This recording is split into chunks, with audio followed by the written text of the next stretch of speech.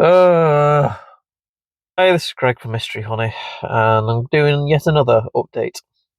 I'm sat in my car waiting for the bee inspector now. I think he's been caught up by traffic, so yeah, getting impatient. It's not his fault. I'm just impatient. I might get my bee suit on and get my smoker lit, so it's one less thing to do when he gets here. But yeah, he's supposed to be here a few minutes ago, but he's not. Nervous. I'll see if he's camera shy.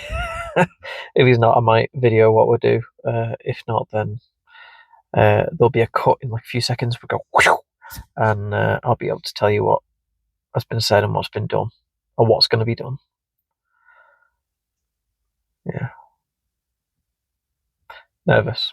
Anyway, ready for the cut? Shoo! I've no idea if that transition worked. Anyway, so bee inspector's been. We've gone through a few of my colonies. We've had a look at the main one, which is this middle one right now, and we've seen a lot of bees. I've learned quite a lot, as I always do whenever I see the bee inspectors. I always learn a lot by these guys. They're just fonts of knowledge. Unusual random bits of information as well. Not usually about what you're looking at as well. They just come out with things like EFB is like, you're like, oh, well, that's interesting. But anyway, so while we were looking through my hives, we noticed bees juddering, flapping. What he said was that he's a self-acclaimed expert of chronic bee paralysis virus because he's been dealing with so much this year. Supposedly this year has been an absolute nightmare for chronic bee paralysis virus. Supposedly the weather's been incredible, so lots of big bursts of bees, and then we've had a massive downpour for a few weeks, which means all the bees are sort of clenched together and touching each other. So he said that this year has been really bad for chronic bee paralysis virus. He said he's even been affected by it himself on some of his own hives, so that's quite interesting. What we've came to the conclusion with is that this one here is probably the one that brought it into the apiary.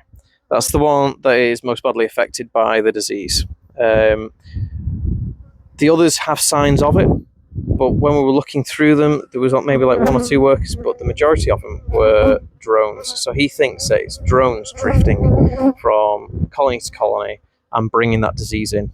And you know what? I was watching it, and yeah, I think he's onto something there. He said that it's because drones don't really care about which hive they belong to. They just fly into hives and go, I'm hungry, and bees feed them, and they go, I'm not hungry anymore, and go and finding a woman, and they fly off to find a queen. So that's why he thinks that this apiary has probably had it spread. I was worried that there was like robin or something, or like poison maybe. He was looking at my colonies and he was saying that it's more than likely going to be chronic bee paralysis virus. He said from my videos it looked like it was poisoning, but now that he's here and he's looking at the bees, he thinks it's chronic bee. He also did this weird thing where he got a load of the dead bees in his hands, cupped together, and went, yep, that's definitely chronic bee paralysis virus.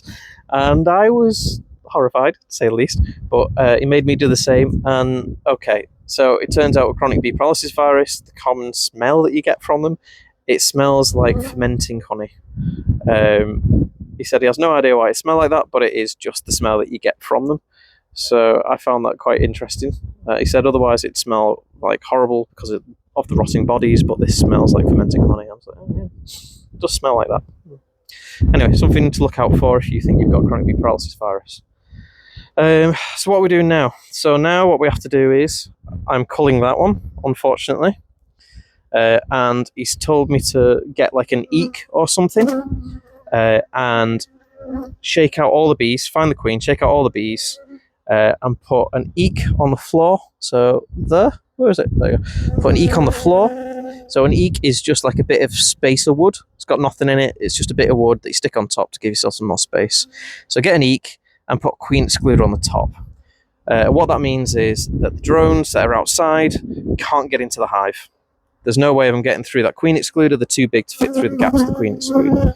So that'll prevent those drones from getting in. It also prevents any drones that are inside, so from the drone cells, from getting out. So that's a bit annoying, but he said as soon as you do your weekly inspections, when you lift the lid, those drones should fly out because they've got that need to get out. So I'm feeling relieved that I know what it is now, but he said that he would recommend melting down the frames and sterilising them. So I will be doing that. Right over here is a box of empty frames, right, that were on this box. I don't know if you noticed, but it was like this, loads of supers high, but now it's on its own. So I've gone through all the boxes, shaken all the bees out into that bottom box, and I've put all the empty frames in that cardboard box. And what's going to happen with that is I'm going to set them to melting out. So they'll melt out, I'll get the wax back, the bees can't use that comb, and then I'll sterilise the frames by sticking them in a soda water dip, and then I can put more wax on and reuse them again, or if they're knackered, I'll just burn them, because why not?